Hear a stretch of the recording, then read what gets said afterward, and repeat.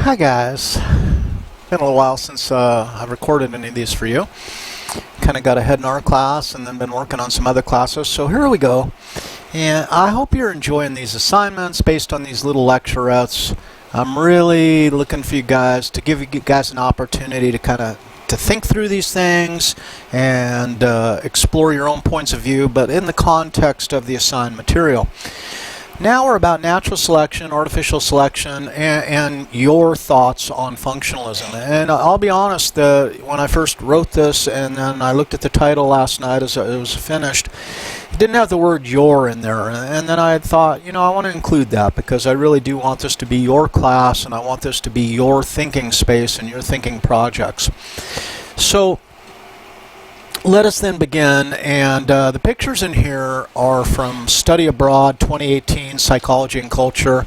The professor who designed the course and was to lead the course at the last minute found that she wasn't able to go, so they tapped me and they said, "Mark, you willing to take 1,700 graduates to Europe, to Germany, Belgium, and London?" And I'm like, yeah, I think so. I think it would be awesome, and it was an awesome experience. One of the places we went, among a lot of different places, was Down House, and that's Charles Darwin's home in London, England. So there's a picture of Down House, and this first picture there was a planter outside of Down House, but this is Down House. So the pictures are going to be from Down House. This is Darwin's stuff, but then I thought, when we're talking natural selection, what better pictures as a background to use than Charles Darwin. And you see the gardens there? This is the back of the house. The gardens there, extensive gardens. But some of these plants are plants that Darwin actually bred. So talk about connecting with the past. I hear a cat fight going on back here that I might have to do something about. Let's toss this hamburger back there and see what happens. It wasn't much of a toss. All right, so core concepts of Darwin's theory of natural selection. Straight out of your textbook, Graham Bjorklund, right? There's an overproduction of offspring in each generation. So let's take that as a given. There's really more offspring than are necessary to maintain the species. Of those offspring, there's variation in features or traits within members of a generation. And variation is one of the keys to understanding the process of natural selection and the theory of evolution. Individual differences are inherited from one generation to the next. So aspects of ourselves can be heritable and can be transmitted to future generations. Otherwise, the evolutionary process doesn't exist there. Individuals with collections of traits that fit well with local environment are more apt to survive and have more offspring than individuals whose traits do not adapt them well to that local environment. So these are really kind of the core characteristics of natural selection. Here's a close-up of Darwin's garden, right, and the various tulips. Just amazing breeds there. Now, we talked about natural selection. Let's talk about artificial selection. And Darwin was a student of artificial selection, you know, kind of first and foremost, and then I think expanded into the idea of natural selection.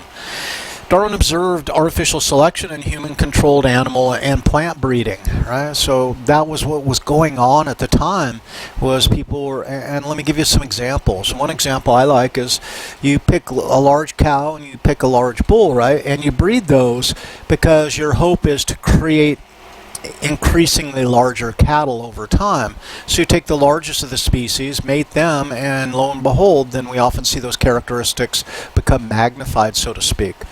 Think about, I mean, one example of artificial breeding is all dogs are descendants of wolves. So if you look at a Mastiff, you look at a Chihuahua, they come from the same source. So through this artificial selective breeding, if you will, we can breed continuously smaller dogs, and then some pretty damn small dogs like Chihuahuas, which don't necessarily resemble a wolf all that much, right? And this is what Darwin is basing his ideas off initially, but then he goes on to see how nature does the selection process. Grains were selected for desirable characteristics, so anywhere from, let's say, 10, 15,000 years ago, depending on your kind of anthropological perspective, we started growing grains, and people started noticing that this grain actually produced a bigger, more nutritious seed. So I'm going to try and breed this, in that manner to change the shape of the ultimate species yield, if you will. But we fast forward to the early 1900s, and we have a really ugly story to tell, and that was eugenics as a social program was instituted. And basically, we start with the simplest, that those folks that were mentally challenged back in the day, the intelligence test would rank the lowest into 3 categories, and these were the actual ranking names. It was idiot, imbecile, and moron. Right? I could never get them in the right order, but people with IQs below 70 were kind of labeled as such. Think about the intelligence assignment we did. And the idea was, well, if we have people who are mentally challenged, mentally retarded would be the word that was used back in those days, then let us sterilize them so they're not capable of breeding, so that they can't pass on those genes. And over time, then, we should watch our species, our human species, become more and more intelligent as we breed out lack of intelligence. Notice that though most breeding programs are focused on eliminating kind of the down end, but not necessarily enhancing the up end, if you will, except those terms. We also see then in the eugenic movement that races were selected out of breeding population to reduce transmission of undesirable characteristics as classified by other races into the population at large. Now, I'll say I'm not a big fan of race. Race is an artificial construct that doesn't exist. Ever more trying to use the term ethnicity instead of race, but within terms of this conversation, race is appropriate, right? So we see the Germans kind of took a two-prong approach, starting in the 1930s. They started first sterilizing the mentally challenged, or people with any kind of physical abnormality they believed to be transmittable or heritable, right? So they started with sterilization, but then once you start down this path, you say, well, we sterilize them so they can't breed, but then you say, why? Since they're not productive, why are we maintaining them at all, right? Why are we bothering to feed them and house them and care for them? Wouldn't it just be easier to euthanize them, that is, just to eliminate them completely? And that's certainly the path the Nazis chose. So, and then we see the ghettoization of the Jews as being an inferior race was the Nazi kind of paradigm, and then that justified diminishing their breeding potential through starvation, through ghettoization, etc., through taking away their employment, and eventually through exterminating them.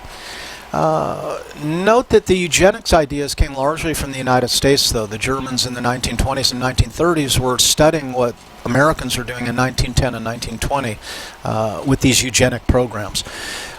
Mandatory sterilizations were probably eliminated by the 1950s in the United States, but they persisted till that long, and we may see it again. We see the Chinese segregating populations of Muslims and controlling their breeding opportunities as well.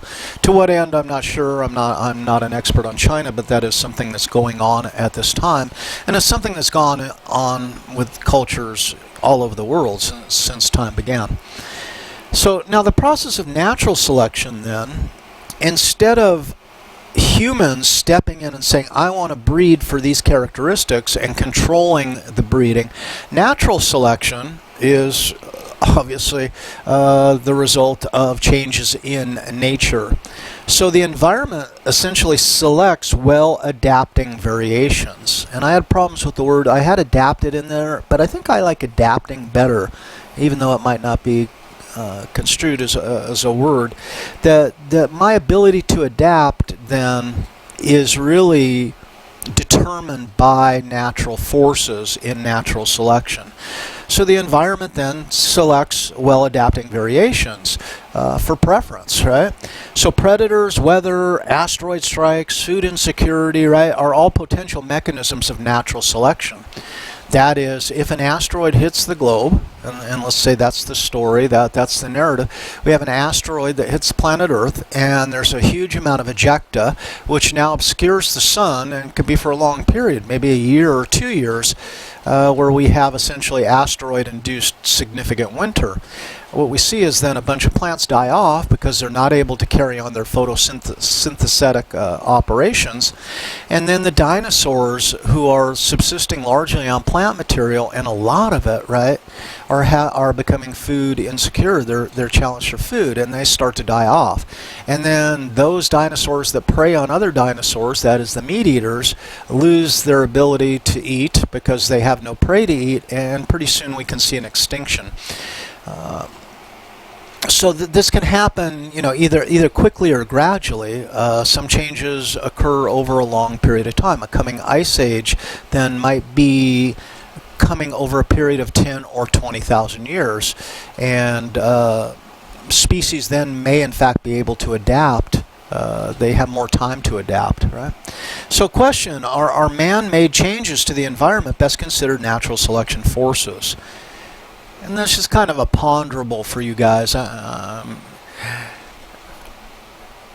always impressed with students in Psych 1100 honors, right? And I like to kind of bump up the game, and I like to give you things that ideas that don't have necessarily easy answers, or might have kind of conflicting elements. So that's for you to think about. So are man-made changes to the environment best considered natural selection forces? I leave that to you. For example, though, let's say that climate change appears to be a thing, right? So we see climate change, and it used to be we called it global warming, but we found that climate change might have differential effects in different areas of the planet. Some areas may warm, some might actually cool, perchance. Hard to know at this point in time. But let's say we have a warming polar region, which causes habitat changes, that is, as ice flows diminish, then polar bears are going to face adaptation challenges. So does it matter whether the climate change has as source man, which accelerates it to a huge extent, right? Or it happens over time? The net result, though, is one way or another, we see a habitat change, and that's where we go into the middle of the model, and then creating adaptation challenges for a species. So it's these two elements then that become critical to understanding this, is variation. So variations occur incrementally, and what we see as essentially what mom and dad get busy, then we see the output of that activity is variation in the genome. So when our mom and dad, conceived us, to a certain extent, at that moment in time, it's kind of like a roll in the dice that determines what that random combination is going to be.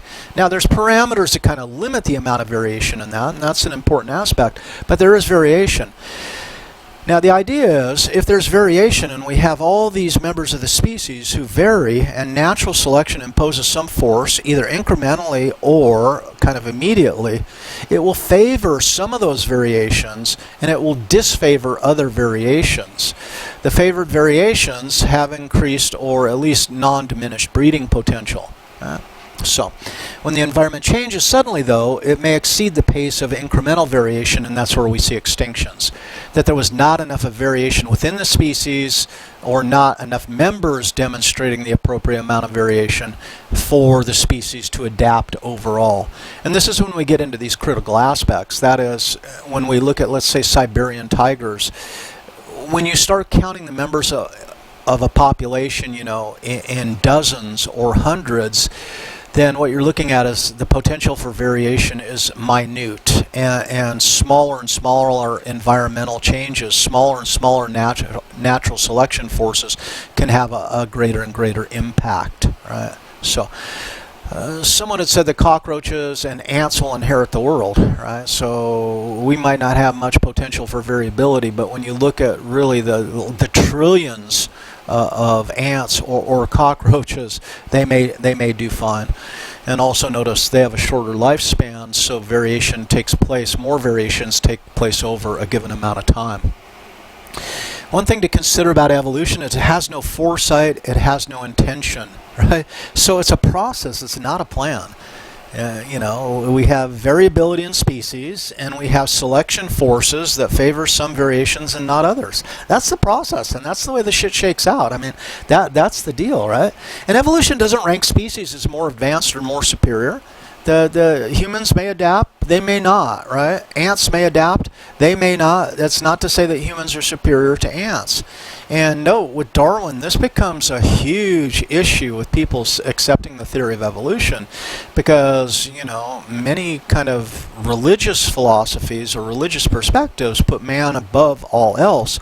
And Darwin, a very religious man, but, you know, the scientific evidence said, no, not so much. Man is just yet another species on the planet, which is subject to the same forces as every other species on the planet, right? Now, the naturalistic fallacy applies to desire some folks to see evolution as a moral force, that there's some rightness in the process, or that evolution is somehow strangely moral. And I'm going to offer you an example. It's one area of study, or one area that kind of fascinates me, is the characteristics of psychopathy. So when we look at psychopaths, right, and if we look at Hare's diagnostic criteria for psychopaths, there's 20 criteria. One of those criteria is promiscuous sexual behavior, right? So think about it. If psychopathy is a genetically heritable trait, and we see in psychopaths an increased level of sexual promiscuity, then in fact they're mating more and producing more offspring. And if psychopathy is then heritable, we'll expect to see more psychopathy in the future. To the extent that the environment facilitates that, then we'll see even yet more. Right? So we may see an increasing number of psychopaths over time, and this is a huge concern for many theorists at this point in time. So another aspect of Darwin's garden there. Let's a beautiful place.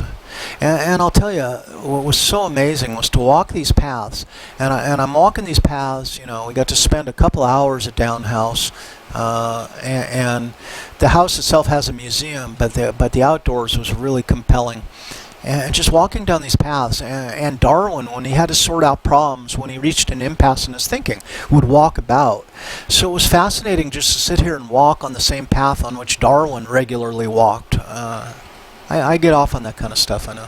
I'm probably a little weird, but let's talk about functionalism then, because what we then want to look at is when we look at human beings and we see traits, behaviors, right, but especially heritable traits, we say, or psychological qualities, we may then take a functionalist point of view that says, well, what is it good for, right? And this thinking then can be challenged because the functionalism is the attempt to explain behavior in terms of what it accomplishes for the behaving individual, right? Not every observed trait is necessarily functional, and that might be temporally dependent on the forces that are operating on the species at a given time. Some traits that were once functional are no longer functional and therefore described as vestigial. Right. So physical characteristics is easy to pick out, right?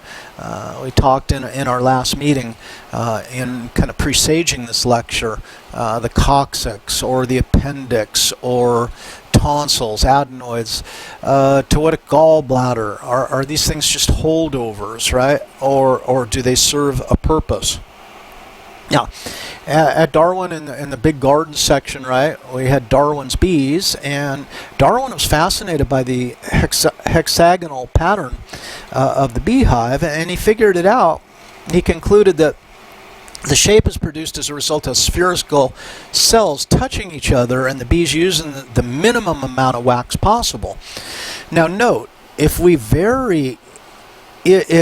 a heritable trait in bees is kind of their hive creation behavior, that is, the bees that made shapes closer to hexagonal were more efficient with their food, and it enhanced their survivability.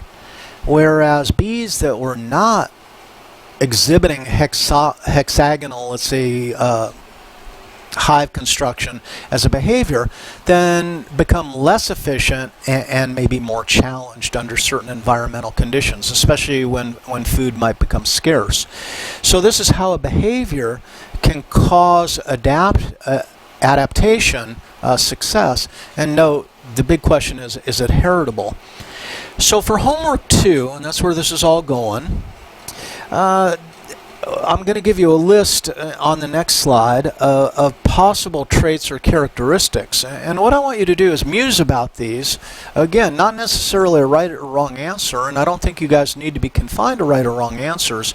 I think the idea for you guys is to exercise your brains, right? So a high level, we'll take a characteristic, for example, I'm just looking at the other list here, self-esteem, right? A high self-esteem would provide a benefit in what context? High self-esteem might then be detrimental in another context, right? And then a low level of self-esteem might be beneficial, maybe, you know, or not, or it might be detrimental. But notice, it's different circumstances then kind of dictate the desirability of a trait over other circumstances. So you'll see where I'm kind of going with this. And you're going to do this 3 times. You're going to select 3 different traits off the list, right? And so you and your partner kind of work through this, discuss it, and come to your conclusions. Right? And then you're going to do it 4 times. Pick any one of the 3. For the one you've picked, what are 3 aspects of a situation, context, society, culture that you might manipulate? If you could be that hidden hand that calls the shots to favor the described quality at any level you specify. So I'm asking you to design an artificial selection system, right? Create some controlling force in society.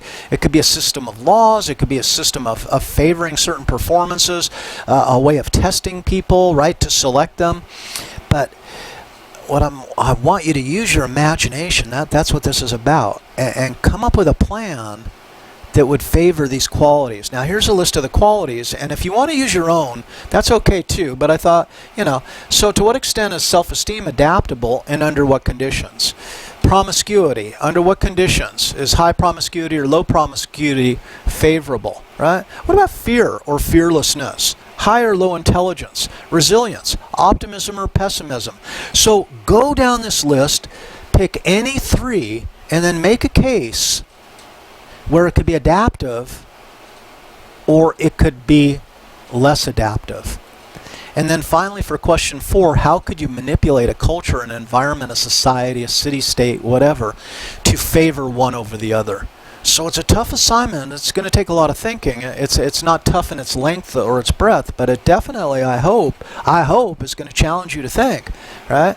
And here's the greenhouse and associated buildings of Downhouse Darwin's Garden. And I'm going to leave you with that beauty and leave you to walk down the path with Darwin and do the big theorizing here. So any questions, you know where to find me and when to find me. Come to me with your questions and we'll talk about it. I hope you enjoy this assignment. I've been thinking a lot about it, and I think it's going to challenge you.